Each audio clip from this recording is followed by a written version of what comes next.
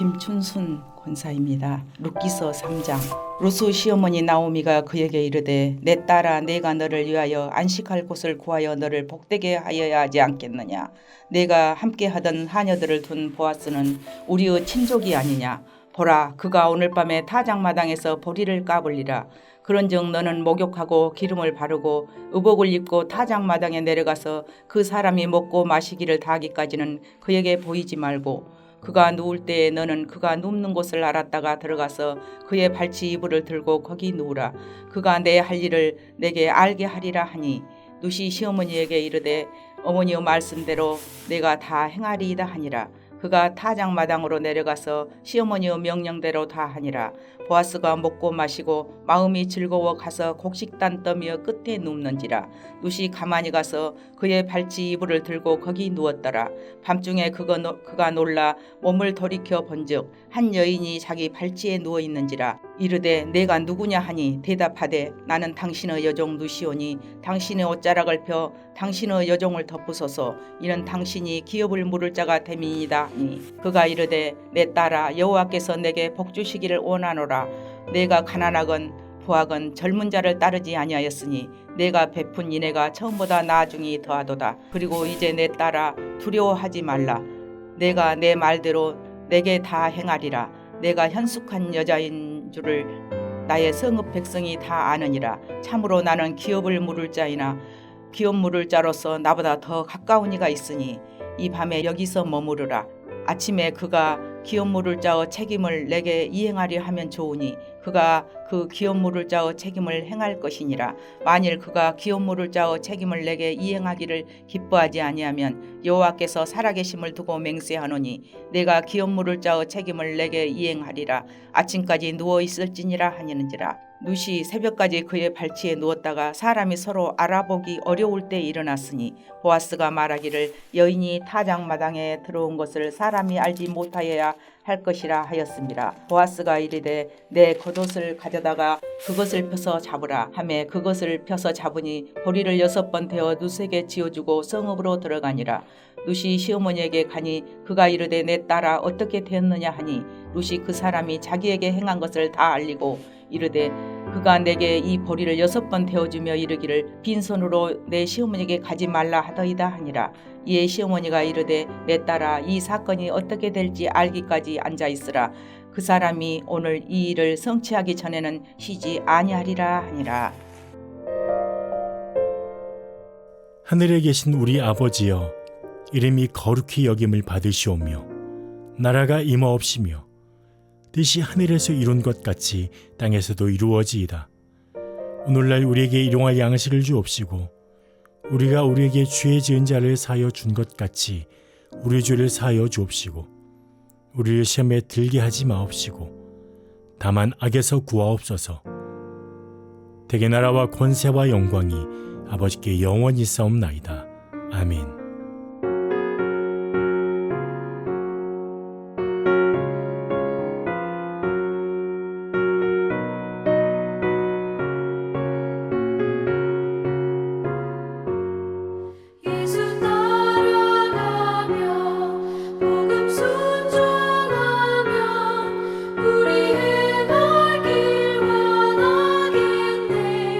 주를 의지하며 순종하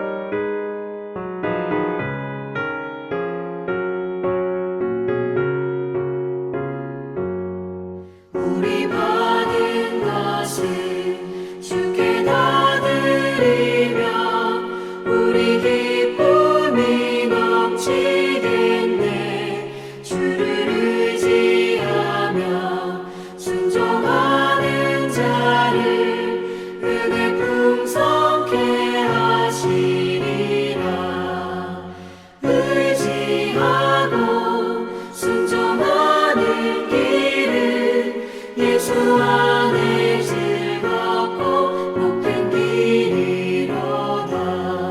주를 힘입어서 말씀 잘 배우고 주를 모시고 살아가세. 주를 의지하며 항상 순종하면 주가 사랑해 주시리라. 의지하고 순종하는 길은 예수 안에 즐겁고 복된 길이로다.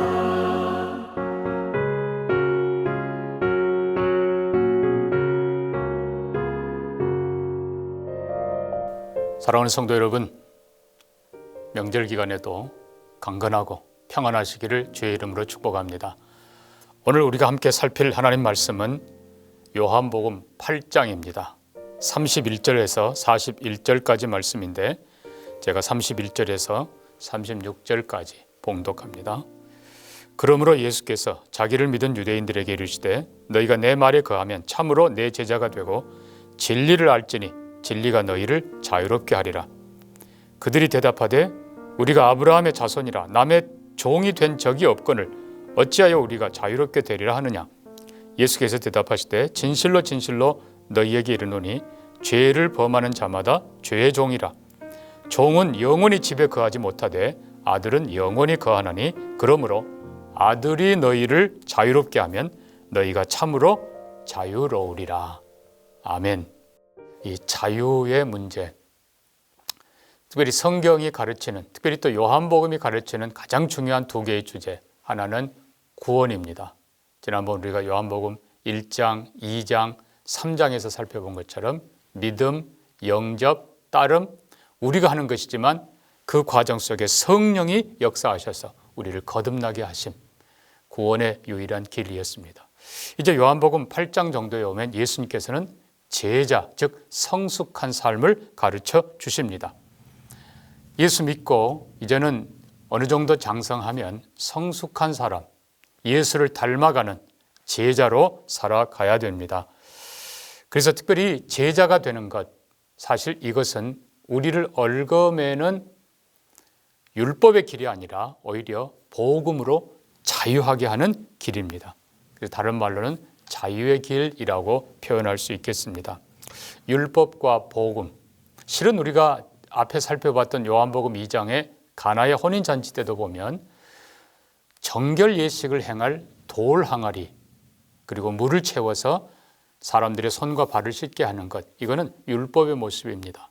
그러나 예수님께서 거기 물을 가득 채우라 명하시고 그걸 떠서 이제는 연회장에 갖다 주라 했을 때에 물이 포도주로 바뀝니다. 이거는 복음의 모습인 것입니다. 자, 그래서 굳이 비유하자면 율법은 자동차와 같습니다. 자동차는 길을 따라 달려가야 됩니다. 그러나 복음은 비행기와도 같습니다. 처음 시작할 때는 율법에 최선을 다해 지키는 활주로가 필요하죠. 그러나 이륙한 후에는 자유롭게 창공을 날 수 있습니다. 그러나 물론 거기도 질서가 필요한 것이죠. 자, 그래서 우리는 언제까지나 꼭 길을 따라만 걷는 그런 율법의 사람들이 아니라 이제는 예수 안에서 자유의 사람들이 되기를 바랍니다. 그래서 제자들이 필요한 이유는 진리신 예수님을 인격적으로, 체험적으로, 그리고 구체적으로 알고 믿고 배우고 따르는 삶이라는 것입니다. 그래서 여기는 양면이 있습니다. 하나는 예수를 깊이 알수록 반대로 내가 누군지, 내가 어떤 사람인지 더 깊게 알게 된다는 것입니다. 그래서 예수가 필요하다는 걸 고백하게 되는 것이죠. 그러니까 내가 누구인지, 실은 성령이 말씀을 통해서 우리를 깨닫게 하십니다. 그래서 34절 보면 죄에 매인 나, 또 5장 24절 보면 하나님의 심판 앞에 있는 나, 또 8장 12절에 보면은 어둠에 갇힌 나, 또 뒤에 17장 15절에는 악에 매인 나, 또 때로는 가난에, 질병에, 여러 가지 신분에 매여 있는 나일 수도 있습니다. 그리고 8장 15절에 보면 사망에 매여 있는 나라는 표현이 나옵니다. 이게 결국은 우리가 예수 안에서 그리고 말씀을 깊이 깨달을 때 내가 정말 얼마나 비참한 존재인가를 깨닫게 해주시는 것입니다. 그래서 사도 바울은 로마서 9장에서 외칩니다. 화로다 나여 망하게 되었도다. 누가 이 사망의 몸에서 나를 건져내랴. 그리고 진정 우리를 해방시키시는, 우리를 자유케 하시는 예수 그리스도를 찾게 되는 것입니다. 그것이 로마서 8장 1절과 2절입니다. 그러므로 이제 그리스도 예수 안에 있는 자에게는 결코 정죄함이 없나니 이는 그리스도 예수 안에 있는 생명의 성령의 법이 죄와 사망의 법에서 너를 해방하였음이라. 예, 결국 내가 누구인지 성령님이 깨닫게 하시고 나를 건져줄 사람, 나를 진정 자유케 할 사람이 누군가 예수 그리스도임을 깨닫게 하시고 예수 그리스도를 찾게 만들어 주십니다. 그래서 예수님이 선언하신 내가 곧 길이요 진리요 생명이라. 내가 부활이요 영생이라. 또 예수님 말씀대로 내가 선한 목자라. 그때 이제 이 모든 것들이 믿어지고 깨달아지고 그리고 순종할 수 있게 되는 것입니다. 그 예수가 바로 우리의 구원자이시고 우리의 치료자이시고 우리를 자유케 하는 왕이십니다. 그래서 오늘 본문 32절 보면 예수님이 진리를 알지니 진리가 너희를 자유케 하리라. 진리를 알아야 돼요. 이 지식적으로가 아니라 삶 속에 온전하게 깨닫고 알 때에 그 진리가 우리를 자유하게 한다는 것입니다. 그런데 같은 표현이 조금 내려가 36절 보면요. 아들이 너희를 자유롭게 하면 너희가 참으로 자유하리라. 종은 영원히 집에 거하지 못하지만 아들은 영원히 그 집에 거합니다. 그래서 아들, 우리를 자유케 하는 그 아들이 바로 예수 그리스도이십니다. 그래서 우리는 다시 한번 진리를 우리는 더 깊이 알아야 되고 우리가 구체적으로 우리의 삶 속의 진리를 알 때 예수 그리스도가 진짜 진리인 것을 알게 되고 예수 그리스도 안에서 용서와 자유와 평강을 누리게 되는 것입니다. 두 번째로 우리는 유대인들의 거짓말을 살펴봅니다. 자, 진리가 너희를 자유케 하리라. 아들이 너희를 자유케 하리라 하면은 감사하게 받으면 되는데 유대인들은 오히려 예수님을 대적합니다. 그들은 우리가 아브라함의 후손인데 아브라함의 후손 맞을 수도 있습니다. 근데 중요한 것은요. 아브라함의 후손이 어땠다는 겁니까? 아브라함의 후손이라고 죄가 없습니까? 아브라함의 후손이라고 이 사람들이 강조하는 것은 의인이라는 거예요. 아브라함의 후손 자체가 의인이다. 또 율법을 조금 아는 것 자체가 의인이다. 자기들은 당연히 아브라함의 후손이기 때문에 율법을 가진 의인이기 때문에 죄인이 아니고 당연히 하나님 나라 백성들이고 자유를 누린다는 것입니다. 다른 말로 하면 하나님에 의해서 얽어맬 필요도 없는 것이고 어떻게 좀 심각하게 얘기하면 굳이 하나님 도움 없이도 의롭게 바르게 살아갈 수 있다고 자만하는 것이죠. 자, 중요한 건 그렇다면 왜 메시아를 기다립니까? 어떤 사람 말합니다. 정치적 자유? 다윗의 후손이 와서 그들을 자유케 한다? 예, 그 말은 다른 말로 하면 지금 자유롭지 않다는 것입니다. 그렇습니다. AD 70년 이스라엘은 로마에 의해서 완전히 점령을 당합니다. 그들은 기대했지만 메시아는 오지 않았습니다. 오히려 자랑했던 헤롯 성전도 완전히 파괴되었습니다. 자랑했던 유대인의 후손들 비참하게 사륙을 당하고 온 세상에 뿔뿔이 흩어졌습니다.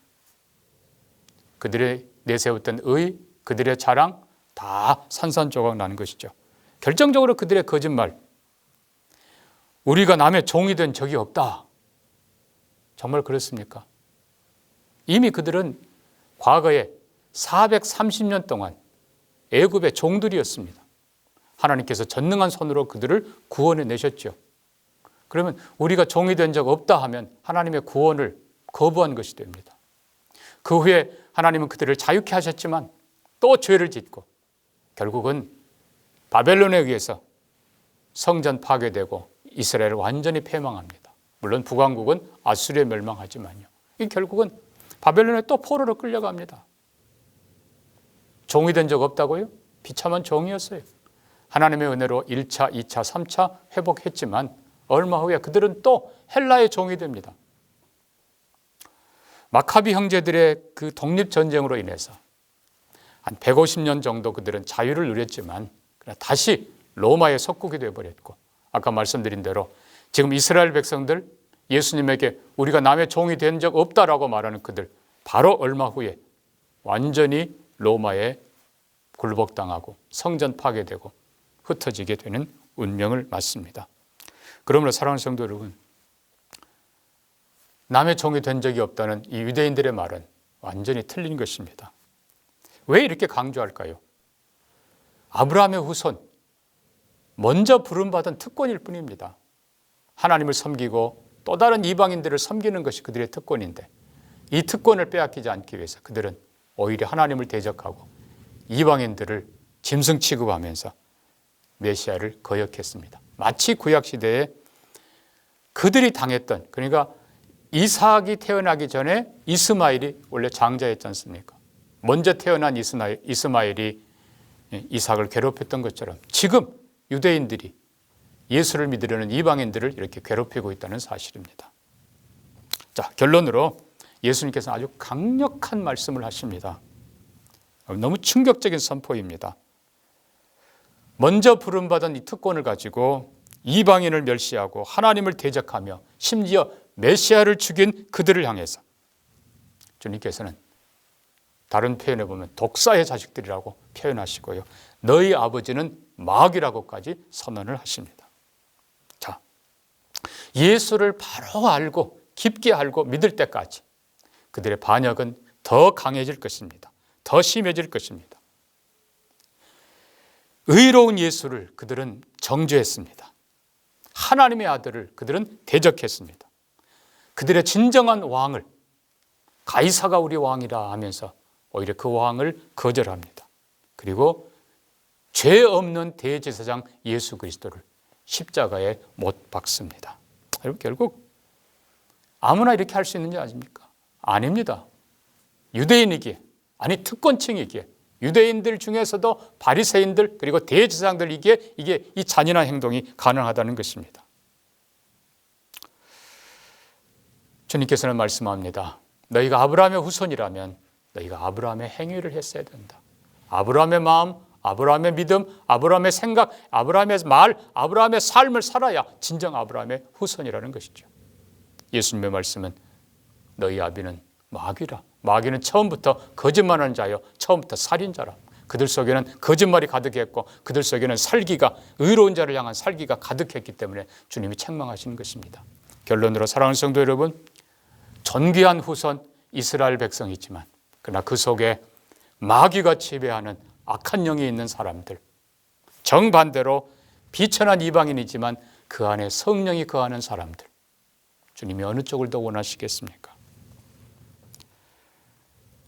우리 안에 누가 다스리는지 깊이 생각하십시다. 우리는 이방인이지만 우리 안에 하나님의 영이 임하고 우리 안에 예수의 영이 있고 우리 안에 선을 향한 진정한 자유가 있다면 그들이 진정 존귀한 아브라함의 후손들인 것입니다.